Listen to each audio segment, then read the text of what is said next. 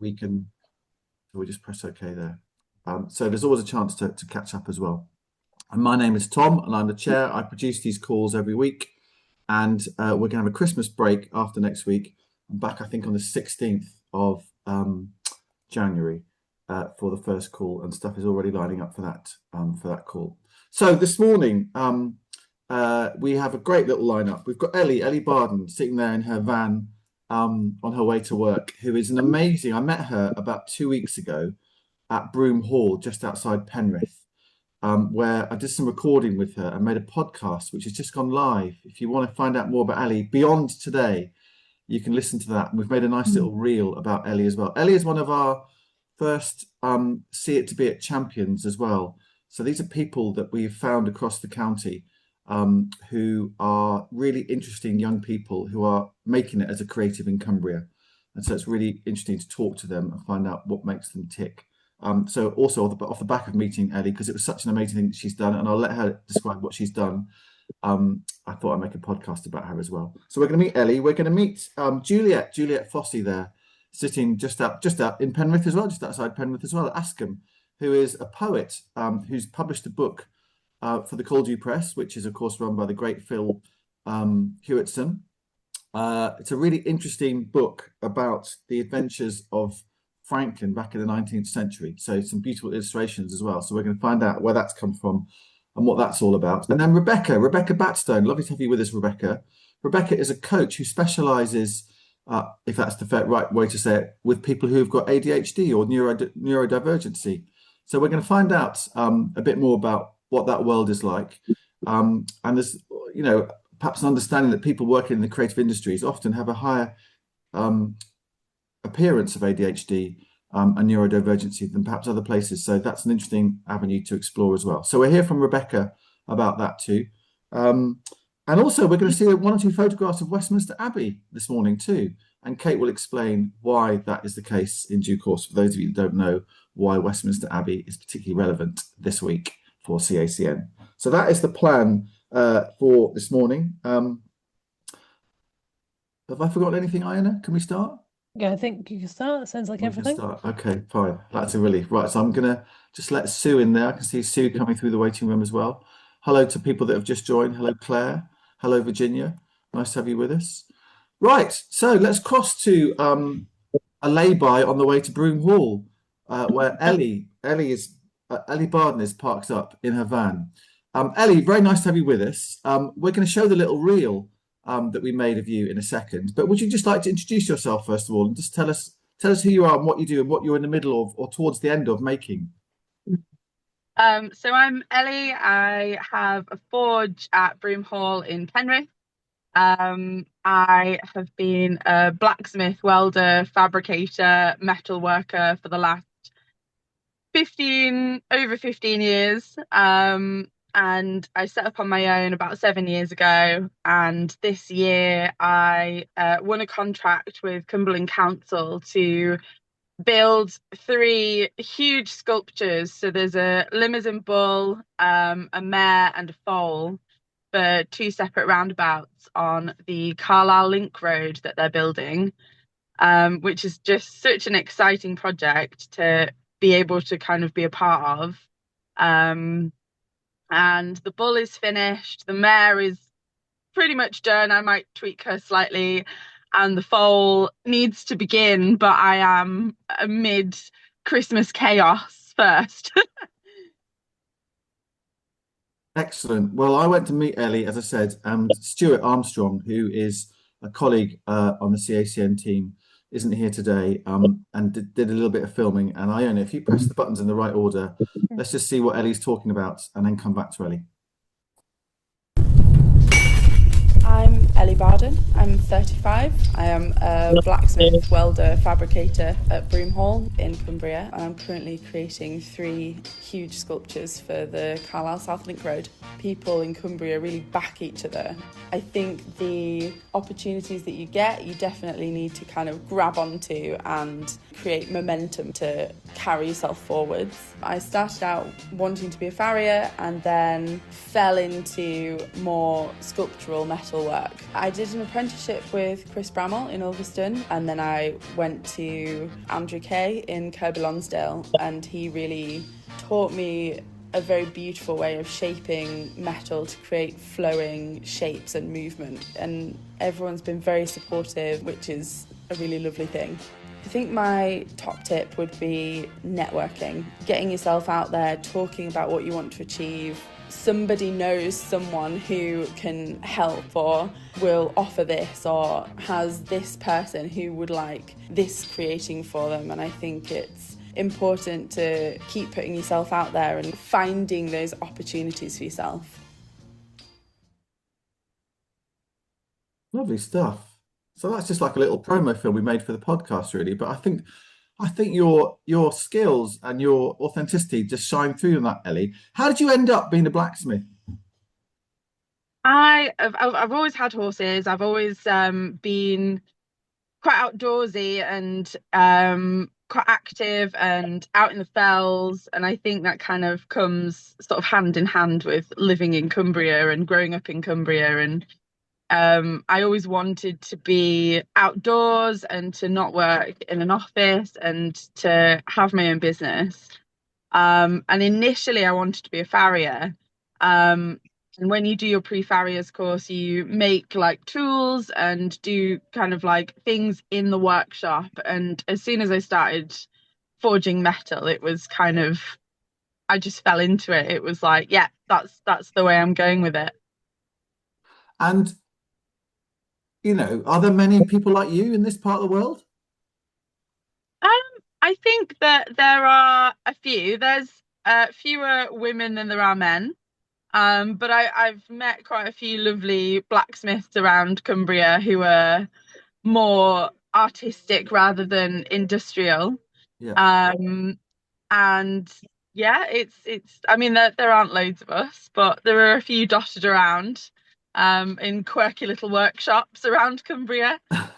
And there's a story, isn't there, about how you got the commission for Cumberland for these beautiful, I have to say, absolutely beautiful sculptures. That was basically a bit of a networking story, wasn't it? Yeah, so I went to work for Andrew Kay in Kirby Lonsdale, and he creates just absolutely gorgeous like animal sculptures. There's a ram that he's just put up outside booths in Kirby Lonsdale, isn't there? Yeah. Which he sort of did after the fire there. We had him on this call actually about 6 months ago. Oh, excellent. Yeah, no, he's just a really, really lovely man and very talented, and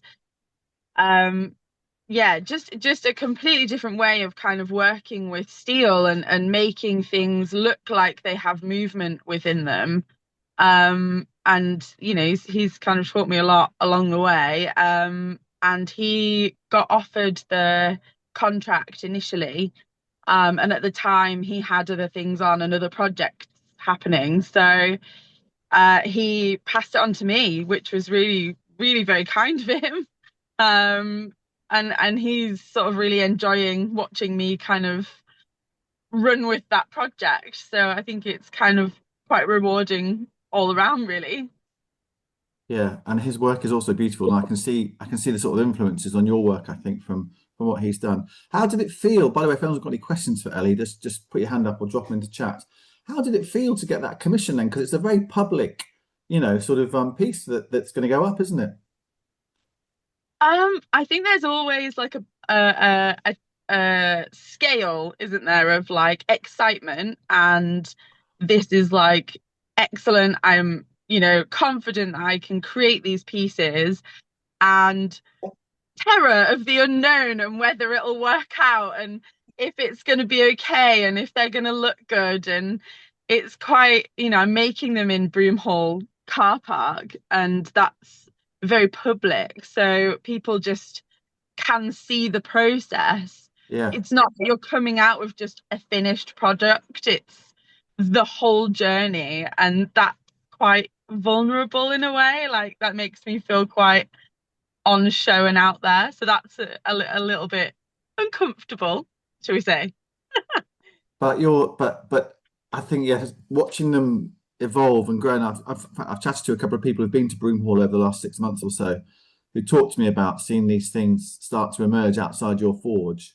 I suppose in a way you've been able to garner reaction a little bit along the way from people's perspectives of the size of them and what they look like, and they've all got names as well, haven't they, these sculptures? Yeah, so I mean, so many people have come and talked to me and just been like, oh wow, this is like really cool, and that's such a lovely thing. It's such a lovely kind of feeling to kind of have people like back you the whole way through it. Yeah. And the council did, sort of said, we do need to name them. And I'd kind of been pondering it, and I think it sort of came to the point where it was like it should be to do with Cumbria. So the bull is Sol, so after the Solway Firth, and then the mare is Eden, and the foal is Esk. So it's all quite sort of geographical. Very nice, very nice. Well, I think it's tremendous what you've done, and I suppose this is a start of. I just put a link, by the way, into chat of the podcast, which is, but if you want more of Ellie, it's about 20 minutes of my chat with her there, and some lovely images as well that Stuart took while we were there. This is a kind of good springboard for you, Ellie. And I suppose the other question I had for you is, you've made it in Cumbria. I mean, I know you're from Cumbria and you went to school at Appleby and you did your training in Elverston. You've kept it quite a Cumbrian story, and what has allowed you to do it all in Cumbria, or was there any pressure on you to go away from Cumbria to make this career happen? I think it was never sort of a question of leaving Cumbria. I think because we're so rural and you make very strong connections, and I'm very fortunate to sort of have a really great support network within Cumbria. So it was kind of like from the beginning, like, this is kind of where I've grown up. These are where my roots are. And like, why would I make this happen anywhere else? Such a beautiful place to be. And I think that's part of it. That's part of the, story of the forge and of the creations and the work, that's the inspiration behind it. Yeah. When do they get erected? When do they go up, Ellie? Is it? I mean, when we chatted, we I think you were talking about possibly December, possibly New Year. I've actually cut out the bit where you said December because I don't think it's going to happen in December. I'm not sure. So I think they're in. It's in motion that they are moving. So the frame has been made to lift them. And it's sort of kind of an ongoing timeline. Is the road open yet? I'm not sure. The road bits of the road are open, I think. Yeah, it's definitely coming closer. But I mean, it's quite it's sort of a feat in itself to move these sculptures. Like, they're not the norm to get down the motorway. They will just fit under the motorway bridges by like. Okay, was that a factor that you had? That's a factor you had to think about, I guess. Yeah, I think when I spoke with the council, it was sort of like, I'm more than happy to like make the sculptures. I'm confident that I can create you something fabulous, but moving them needs to be a joint kind of. I mean, the council have organised that because that's quite a specialist thing, I think, to move something like that. Excellent. Well, we'll look out for that when that happens. I'm also going to try and track down someone from the Cumberland to talk to in due course, because I think, for all of us on this call here that probably have to fight and scratch for money to do things, full credit to Cumberland Council for stumping up, however much it costs to make all this happen as a piece of public art that is going to be there for people to perhaps be inspired by, enjoy, whatever, when they drive past regularly every day. It's going to be passed by thousands, if not millions of people over the next, who knows how long they're going to last, Ellie, probably forever. So congratulations on getting the commission. And I have to say, for anyone who's not seen these sculptures yet, the pictures sort of do them justice, but they don't really, because until you get close up to them, you realise they're 5 meters high, about 7 or 8 meters long. The bull in particular, Sol, isn't it? He's a magnificent beast. He's got a big ring in his nose, and he looks so beautiful. So congratulations on making some beautiful art, Ellie. Thank you so much. Cheers. All right, we'll catch up with you again soon. And as I say, Kate's looked at them as well. Have a listen to the little podcast if you want to, and the little film of Ellie, which is a slightly different cut from that one, as our first and second champion. Our first champion will probably go up on the website in the new year, and we're going to gather a few together. But anyway, great to have you with us, Ellie, and congratulations again. If you need to get off in your van to your beautiful forge at Broom Hall, then feel free to slip away. Oh, thank you. Thanks, Have a Ellie. good day. Yeah, you too. All right. So we're going to go from big bulls and big horses and foals to Westminster Abbey now, which is another big thing, but it's in London. And Kate Parry, our director, and I happen to be there as well. We're there for a very special occasion about a week ago, which is why there wasn't a Friday call last week. So we just thought we'd just spend 5 minutes sharing a couple of pictures from that occasion. And Kate, again, for people that didn't know why you were there and why I was there, perhaps you'd just like to remind them, and Iona will get the pictures up. Yeah, so Tom and I were fortunate enough to be invited to the Together at Christmas carol service by the Princess of Wales. We got the invitations about 2 months ago, was it? We got a phone call to ask us if we were interested, and then an email from somebody important to say, would we like to go? And we had to keep it quiet until quite recently. But of course, we did want to go because the opportunity just to be in Westminster Abbey and be part of that kind of thing was just too good an offer to resist. So we went with our embossed invitations, and it took place on Friday last week. So we went down on the train, and here we are. We'll just kind of whip through some photographs. This is basically the arrival. It's such a well-oiled machine. The whole thing is incredibly slick. So you go in this kind of entrance at the side and keep going, Iona, with the pictures.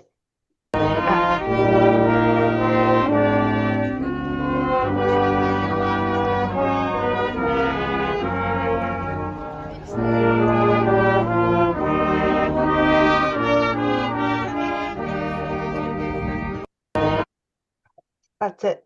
Once is enough. I'll just move on to the next one. Yeah, if you look closely at that little clip, you'll see that everybody's eating, and it's because we were given a Fortnum and Mason mince pie as we walked through the entrance.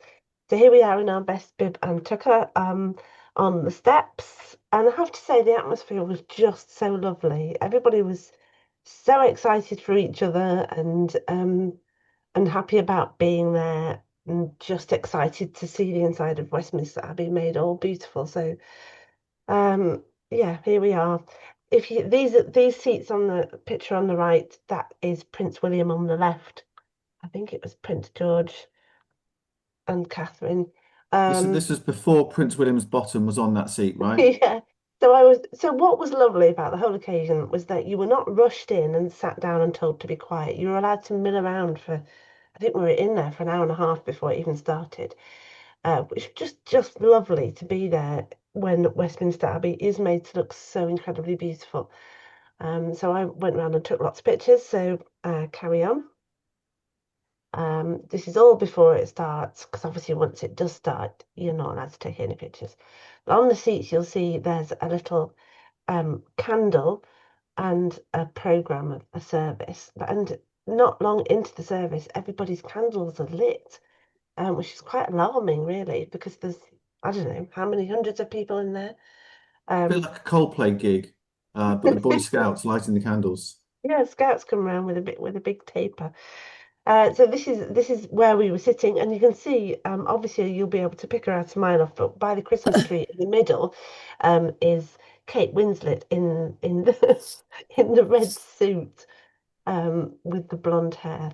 That's Kate Winslet, about as close as we got to her. But it was fantastic. That's Kate Winslet's seat. There we are. The actual concert was beautiful. Just to hear music in Westminster Abbey, and when the organ kicks in and it comes rumbling up through your insides, it's such an unbelievable sound. The choristers and the band, the little sort of combination of band and orchestra. We were quite close to three, can't remember from the brigadiers, I think, three percussion players who had such an important role with their triangles and xylophones. We were really close to them, and watching them do that was just, it was a real treat. There were all sorts of people did solos and performances. Prince William did a reading. Katie Melua sang. Who else? Griff sang.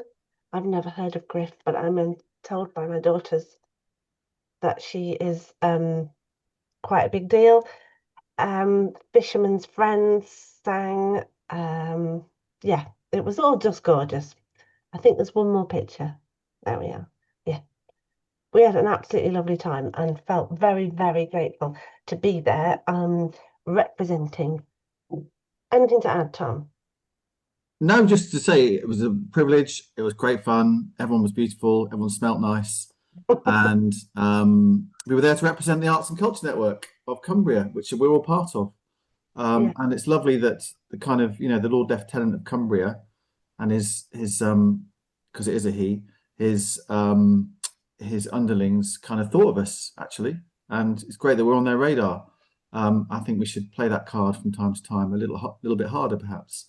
But the actual occasion was beautiful, and nice. It was a proper treat. Yeah. And also just full of kind of nice people who were doing great things across the country. To be fair, it wasn't there was some. We were sitting next to some people from the Shetlands. What were they doing? Can't remember, Kate. Can you remember what were they doing there? I can't remember. The three ladies from the Shetlands who were just so excited. Yeah. And you couldn't help but kind of get wrapped up in the whole thing. I must admit, I wondered whether the whole thing would be a little bit saccharine. I wondered whether it would be up, whether I would struggle with the whole together at Christmas type thing, but it absolutely wasn't. It was so tasteful and so really well choreographed and slick and incredible musicianship. And Kate Winslet did a reading that she'd written herself about communities and togetherness, and it was perfect. It was spot on, it was absolutely true. And it's on the telly on Christmas Eve on ITV. If you fancy trying to spot us, ITV, don't know what time, but anyway. Lovely. Thank you very much, Kate. Thank you, Ina, for playing those pictures. Good stuff. Right, let's move on now and hear talk about some beautiful poetry that's been written by Juliet Fossey, who's with us this morning, who's there in Askham, just outside Penrith. It's a really interesting looking book with some beautiful graphics as well. There she's got a copy for us there. If you want to pin her on your screen, you'll be able to see her big. And we're going to pull up a few pages from that book shortly for you to have a look at. But first of all, Juliet, very nice to have you with us. Tell us a bit about yourself. And obviously you're one of Phil Hewitson's poets as well. Phil's published the book. So tell us a bit about your story, Juliet, and how you've got to where you are today. Well, I was brought up in Cumbria. I went to school in Rockcliffe on the Solway Firth primary school, and then on to Trinity, and then on to Cockermouth, school in Cockermouth, with family. And I went off to the Big Smoke to do my degree and lived in London for quite a while, and then was just very homesick, as many Cumbrians are. Back in the day, when you could travel back up on the train and open the window, I would get to Oxenholme and the window would be down. I'd stand in the corridor and go past the Howgills with my head out the window, just longing to be home and back in the rain, and I'd get to Penrith and it'd be raining, and that would be fantastic. So poetry, has that come to you throughout your life, or was that a new thing? All my life I've been very moved by poetry and the particularly short poetry. I think I've come to realise as I've got older that I'm actually slightly dyslexic, so poems gave me this opportunity to completely engage in something that was enchanting but also very short compared to novels or plays. So it was always the sort of first way of engaging with literature for me. Okay, and this collection, which is quite a specific subject matter, tell us a bit about that and where it's come from, and then we'll start to look at some of the images. So the book's inspired by the Franklin expedition, the doomed Franklin expedition of 1845 to the Arctic to find the Northwest Passage, the mythical Northwest Passage.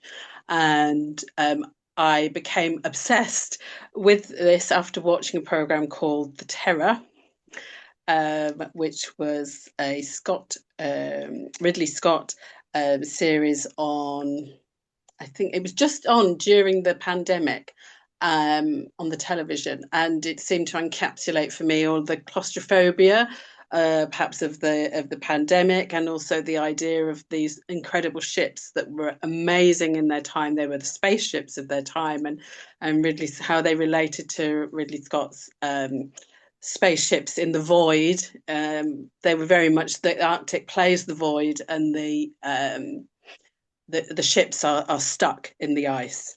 And I found all of that completely intriguing. And sadly, everyone perishes.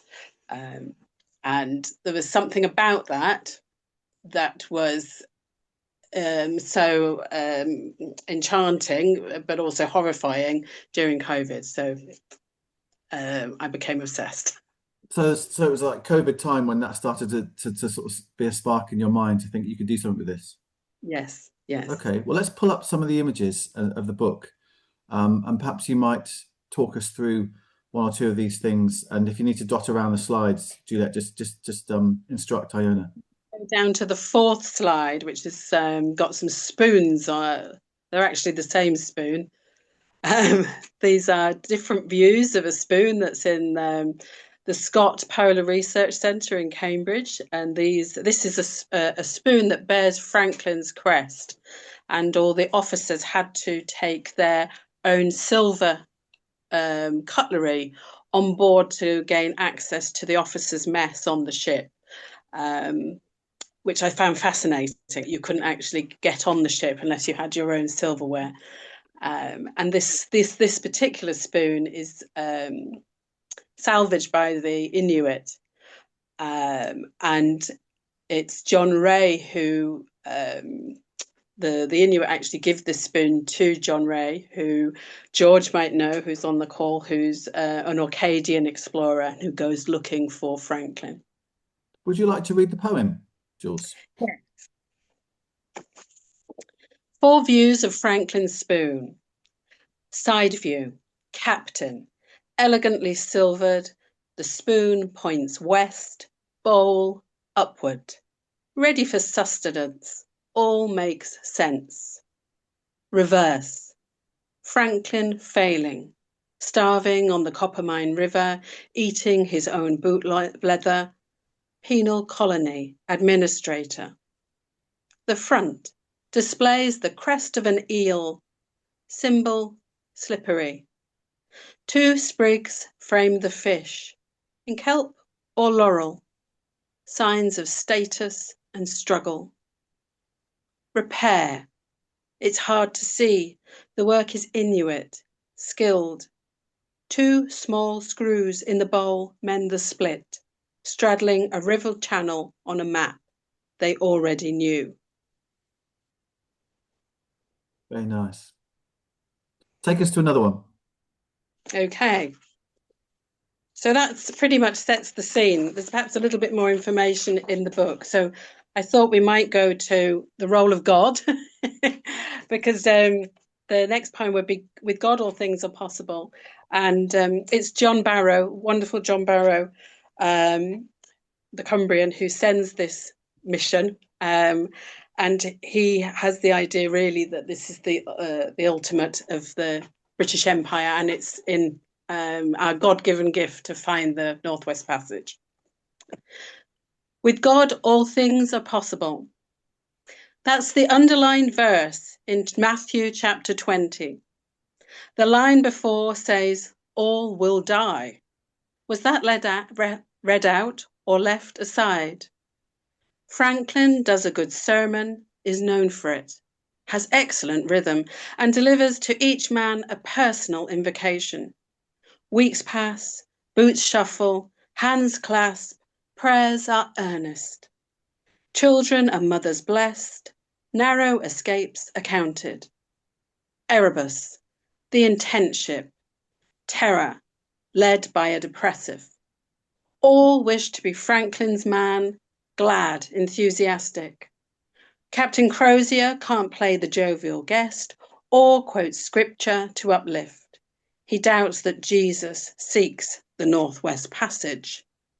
But he wants it, and when all is undone, becomes a glucker, the obvious captain. Very lovely. The beautiful illustrations, Jules, are they yours as well? Yes, yes. They're really beautiful. So I worked up the illustrations by doing an MA in creative practice at Cumbria University last year to get them up to publishing standard. Sure. Are they watercolours, are they? They are pen and wash drawings. Okay, great, lovely stuff. Unique, Right, yeah. let's have another poem, if that's possible. With God, all things are possible. With God, all things are possible, Tom. Shall we have the snow goggles, because it's a nice short one. So these are a pair of snow goggles that were left behind by a crew member, and I thought they were really evocative. Snow goggles. You could be hippie sunglasses. So why are you here among all this old stuff? You should be at a party dancing with girls in short skirts. It is outrageous that you are so youthful, so beautiful, so dead. Delicately braced in fine wire, the lens tint is perfect for a first glimpse of the Grail, a blinding prize in a frozen sea. Blue lenses unfaded. I hope the last time he wore you, heaven appeared in the sky. That's gorgeous. Thank you. While you take us to one more, Jules, Phil, One can I more. cross to you? Tell us a bit about the publishing story here. What made you decide, yeah, this is definitely worth publishing? Well, because Juliet's stuff is brilliant, and she comes along to the speakeasy and regales us with these poems, and they're just tremendous. And then when I saw the artwork as well, it was a no-brainer, really. And what was really interesting doing this book was Jules put it all together yourself as part of your course, really. So I just gave you an ISBN number and a few pointers, and it was a barcode, and it made my life really easy this time. But it's a beautiful, beautiful book. Is this your first pamphlet, Jules, or have you done stuff before? Yes, I have published in magazines, Yeah. but it's my first collection. And Yeah. I have to really thank Phil for, taking the risk to go for it. And it is to get the illustration and poems together, published together, is quite a challenge. So I really have to thank him for going for it. He's a good man. He is a good man that makes stuff happen. Yeah. Like the event on Sunday afternoon that I know you're both appearing at, which I intend to be at, which we'll talk about at the end. Right, let's take us to one more poem then, Jules, and then we'll talk about that Sunday event. So let's go to the blubber tray. And The here, blubber tray. yes, so I've reversed the final section of the book looks at objects that were left behind that the Inuit salvaged and turned into something else. So here we've got what was I hope you can recognize, a kind of writing slope, Yeah. which is now got a different use. So the blubber tray. Fat keeps well under the lid. It's an ideal place to store uksuk, an Inuit source of heat, of light. The tray was once a writing desk, small, portable, perfect to log an officer's success. It is more useful in the igloo, along with other items salvaged from the ships. The Inuit Inuk Puzijuk sees Charles Hall eye it up. He knows the question. Were the papers inside? Same question, many times. Same answer, many times. The Inuit man replies, there was no use for paper. It was given to the children. They played. They threw it in the air. It fluttered and fell. And then they left the loose leaves lying in the snow. Oh, that's lovely. That's really lovely. Sue's put a note in, Jules. I don't know if you see in chat. There's a folk ballad, Lord Franklin, that she knows about. Sue, do you know much more about it? Can you come off mute and tell us much more about that? Well, I've put a link to the Mainly Norfolk site, which isn't mainly Norfolk, but gives you lots and lots of background on songs. And it was originally a broadside. It's Lady Franklin's Lament, sort of, published as a broadside, sold cheaply, put to a tune, and became a sort of folk ballad, very popular in the 60s, 70s. Maybe Martin Carthy sang it. I can't sing it at the moment. I've got a cold. Anyway, I don't know it all. It's quite long, but so it's very well known within the trad folk song circles. But it's so nice to see it being brought to life in a very different way by Jules. Yeah, lovely. Did you know about that, Jules? I do know about Lady Franklin's Lament, and we're going to be playing it on Sunday, a version of it from the Canadian Folk Songbook, where to start the reading on Sunday. So, and people keep sending me loads of different versions of it, which is fantastic. Fantastic. All right. So let's finish off. So Sunday afternoon, I think it's 1 o'clock at the Source Collective in Carlisle. Phil, remind us who's going to be there. Yourself and Jules and a couple of others. You've put it in there. So Liz Haynes, and David Simmons, two friends of this call as well. And there's a Pease Myers Pastoral, which is a brilliant collection of poetry about being a sheep farmer in the North Pennines. Really brutal, if I can put it like that, poetry, but wonderfully so, raw poetry. So I'm definitely going to try and get to that, because 4 top poets all together. What are you holding up there, Phil? Because it's right in my eye. That's a year in the cathedral. That's Dave Simmons' 300-page journal about his haiku project in Carlisle. And there was during the COVID pandemic, he turned all the Eucharist services at Carlisle Cathedral into haiku, which they were thrilled about, actually. So that's that book as well. So he'll be reading from that on Sunday. And then there's my little pamphlet as well, and Jules is amazing.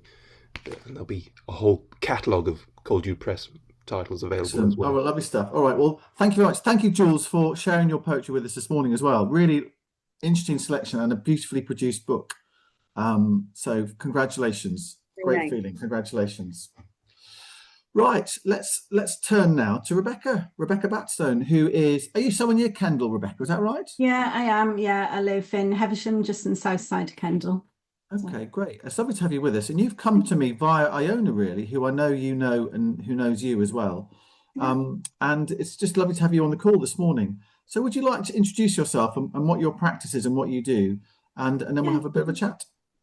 Yeah, sure. Thank you. So yeah, as you say, I'm friends with Iona. So I do not have a creative background at all, actually. I was a pharmacist by trade, although I suppose back in the day when I was a pharmacist, we did actually used to mix things and make things properly. But yeah, I have a background in healthcare. I retrained as a coach 8 years ago, and I've had my own coaching practice, and I was a personal and business coach. And for those people that don't know what a coach is, Rebecca, sorry to interrupt you. What's a coach? So coaching is, coach is really somebody who will work alongside someone who either wants to make some change in their life or is struggling with some aspect of their life.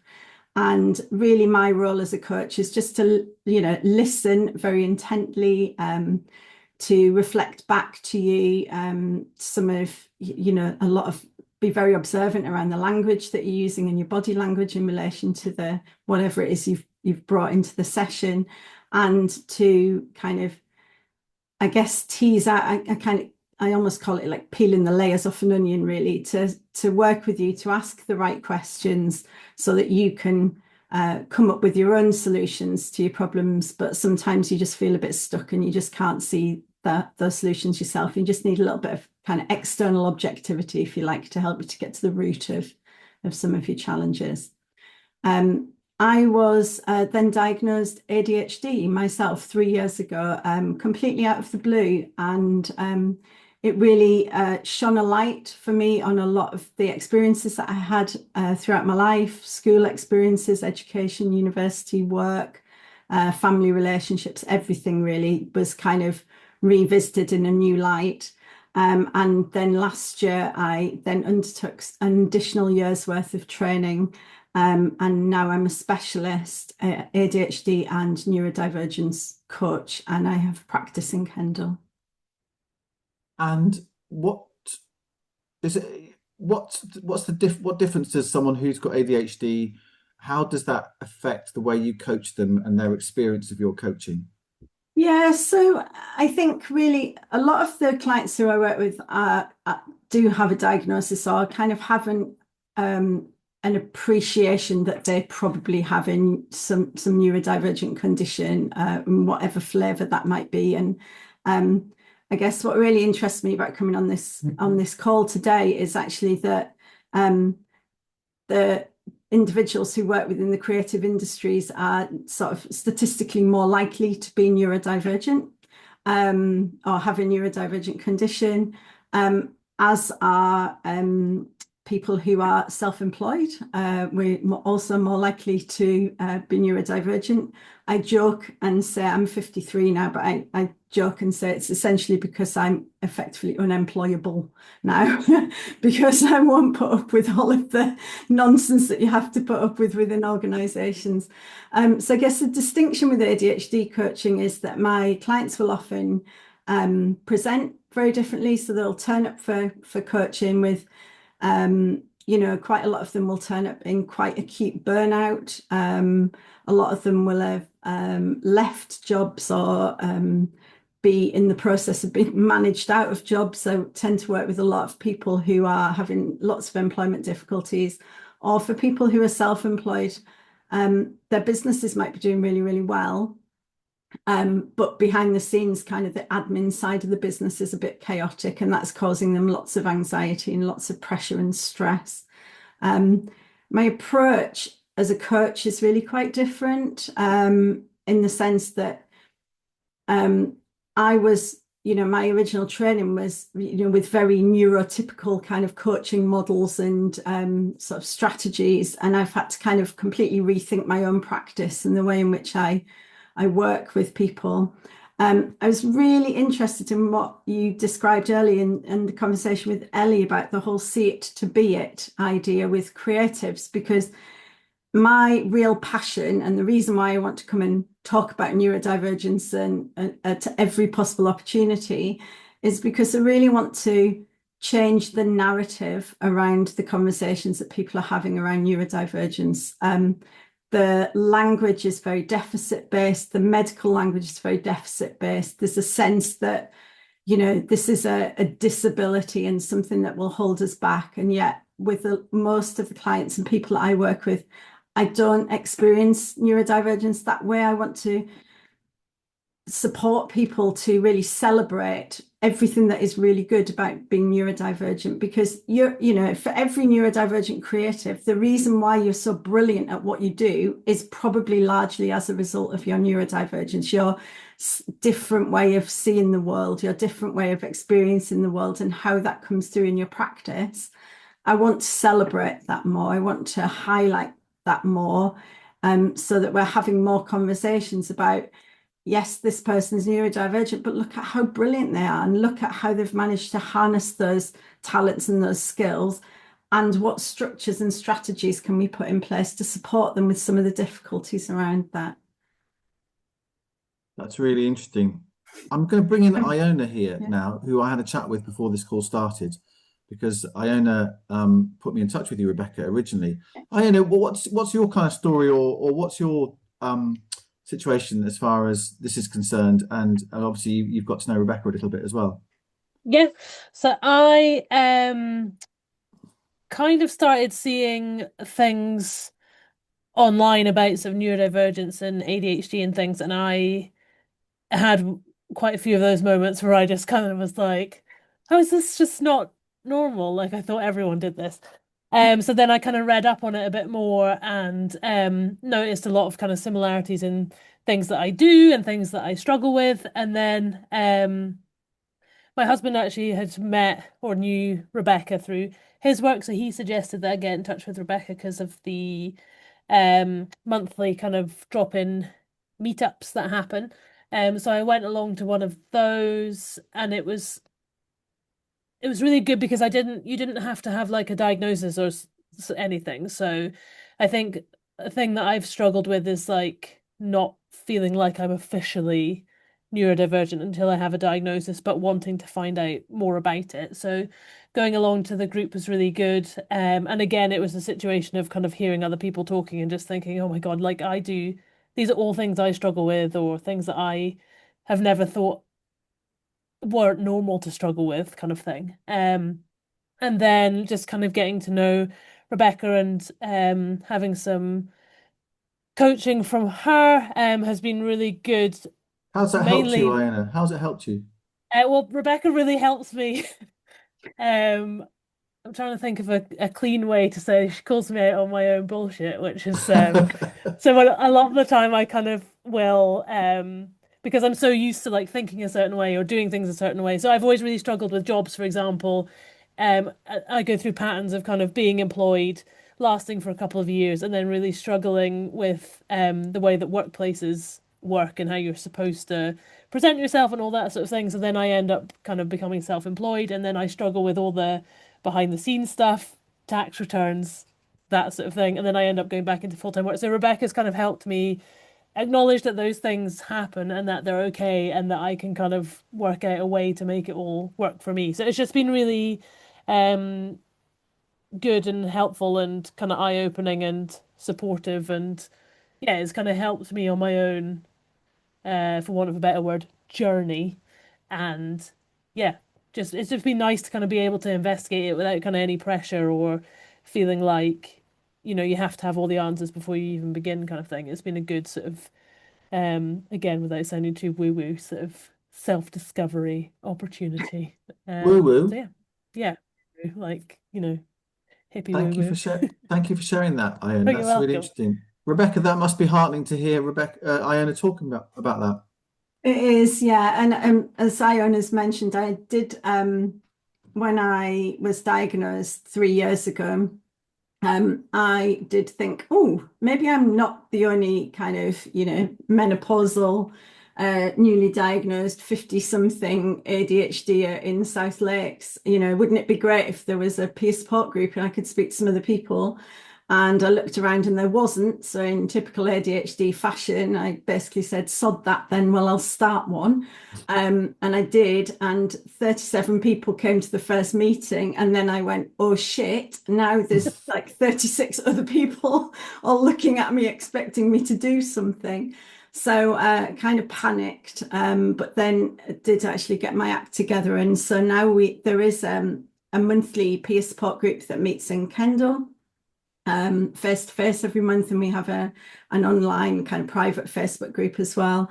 And I guess what Iona's articulated is what a lot of people say when they come along to the group. So they'll start talking about something that they do that to them, they think they're the only person who does this thing.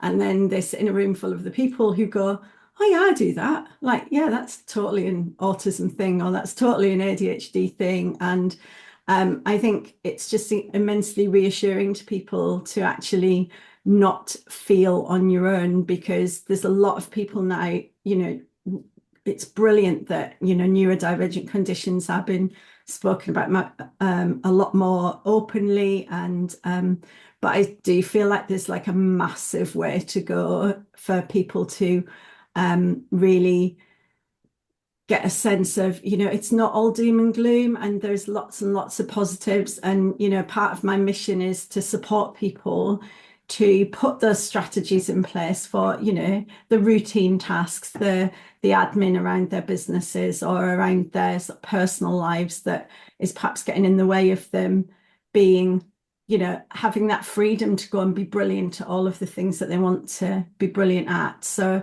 that's my passion, that's my mission, and I'm just really grateful to have these opportunities to kind of spread the word, really. And if anybody wants to find out more about the monthly support groups, just drop me a note. I'll put my details in the chat. You've got them anyway, Tom. You can search. Yeah, and I've just put your website in the chat as well. Interesting note from Sue there. Sue, thank you for sharing that in chat. And Pete, yes, Kate Fox. So again, some people will be aware of Kate Fox. She's a great poet based in the Northeast who is neurodivergent and very much writes about that condition in her poetry. And she wrote a lovely collection quite recently about the Sycamore Gap tree felling, which was a lovely, lovely collection. And I've seen her in action. Yeah, so Kate Fox, really interesting poet who runs those workshops on radical neurodivergent self-acceptance. Thank you for that, Pete. It's an interesting topic, isn't it? And I think there's a story around today in the news about how many diagnoses there are of ADHD, and there's been stories around about people sort of getting diagnoses on the cheap sort of thing, and how that sort of dilutes the whole ADHD experience and understanding as well. So it's a really interesting area, I think, of mental health that we're all exploring at the moment, both neurodivergent and non-neurodivergent people, and how we accept each other for our differences and our skills and our strengths as well. Derek. Good morning. Eventually. Good morning. I found this very interesting, having spent my working life teaching and having gradually become used to more and more diagnosis of neurodivergence. And there is quite a lot of suspicion of overdiagnosis. And I just wondered how far anyone can be absolutely certain that diagnosis is entirely accurate. I'm not personally casting doubt on it, but how do we get the balance between understanding and yet avoiding too many assumptions of neurodivergence? Yeah, I mean, it's a really interesting question. I mean, you're right. There has been, Wes Streeton this week's last week launched another review arguing that, he's worried that there's an overdiagnosis. I think that's not borne out in the statistics. So, when you actually look at what the prevalence is considered to be, so it's considered around 1 in 10, around 10% of the population have a neurodivergent condition, and that is an umbrella term that covers everything from autism spectrum disorder, ADHD, dyslexia, dyspraxia, the whole range of OCD. Also includes things like acquired brain injury so there's a massive umbrella of conditions that sit underneath that. Around 10% of the population are considered to have one or more neurodivergent conditions.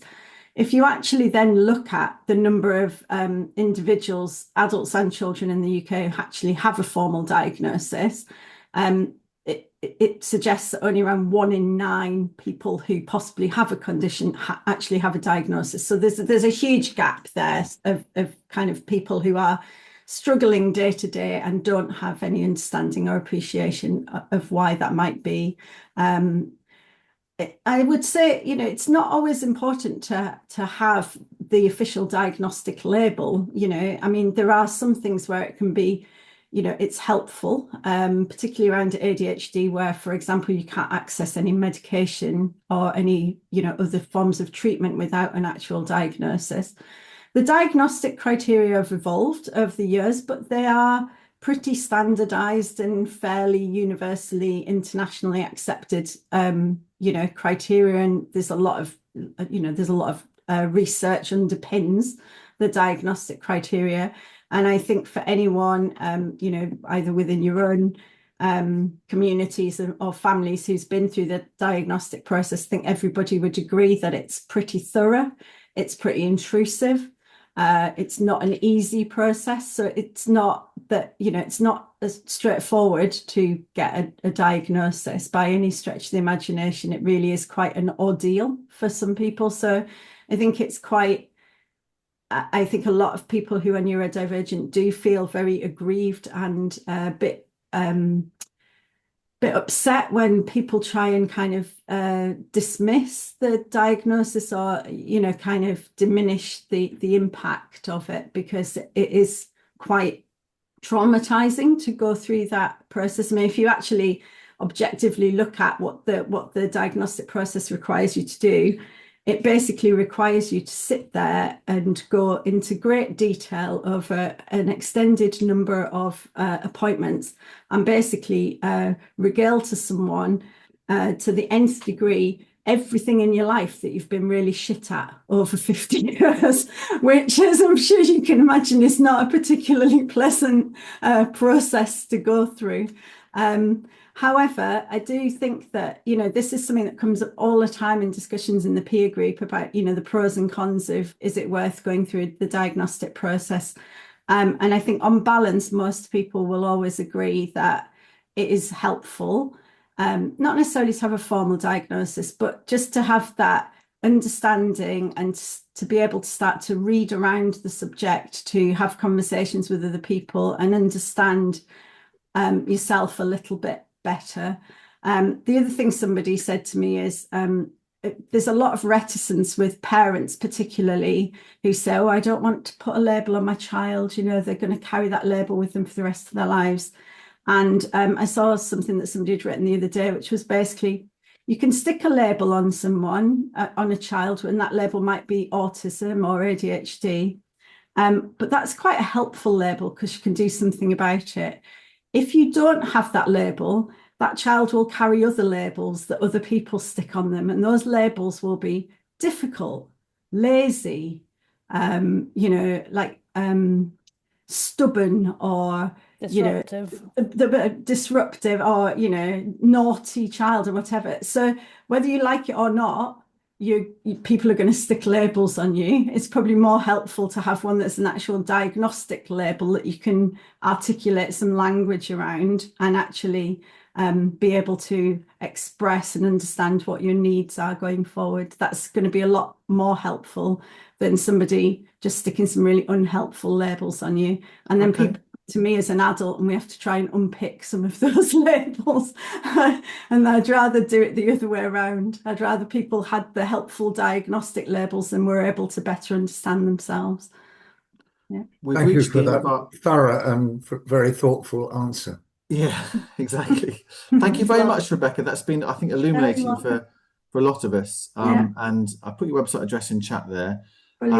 We've reached the end of our hour. Thank you, by the way, very much to Kathleen as well for just popping in the details about Lakeland Book of the Year, which is now open for receiving applicants for next year's. All the details are on the website there. So thank you. I just had one very, very quick, brief thing, which is, if you're not aware, there is an organisation called Mainspring Arts, who are based in Lancashire and Cumbria, who are an arts organisation who support neurodivergent creatives. So I will send all of their details to Tom and connect you with Miranda, who runs Mainspring Arts. I think she's been on this call about a year ago. Okay, but no, Rebecca, send them to me anyway, and we'll get them onto the Facebook group. That'd be really helpful to remind about. I know Miranda a little bit, and she's great. Thank you ever so much to Rebecca, and to Juliet, and to Kate and Ellie. Thanks very much also to Iona for driving all in the background both so smoothly this morning too. So great to see you all. Next week is our last one before Christmas, and next week will be a festive occasion. So we invite you, don't let this put you off, we invite you to come along looking just a little bit festive. It could be something on your head, it could be something in the background, it could be whatever, and there might even be an award ceremony next week as well to entice you to come along. So if you're free for an hour, 9:30 on Friday in a week's time, there's also going to be a guest, Helen Chaffee, who is the new culture lead, newish culture lead for Westmoreland and Furness Council, part of her portfolio. So we're going to hear properly from Helen next week as well. But a festive occasion next week. for those of you that like to take part. And if you're not going to feel festive after that, then what on earth are you going to feel festive about? Have a nice week. Great to see you all. And thank you to everybody for this morning. Catch you again soon.